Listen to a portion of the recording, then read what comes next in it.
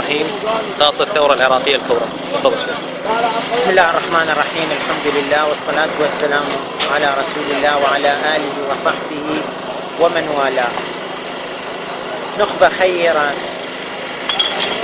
ابتدأت شرارة هذه الثورة واجتمعت وأعلنت أنها لا بد لها أن تذود عن عرضها، ليس لحزب أو لقائمة أو لجماعة من الناس، بل للذود عن عرضها وعن المعتقلات اللاتي يقبعن في السجون.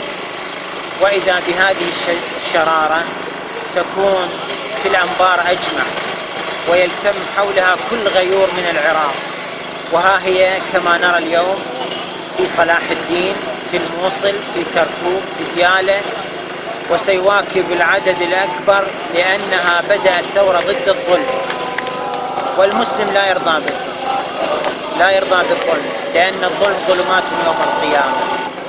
اليوم بدأت شرارة هذه الثورة تنطلق في العراق أجمع.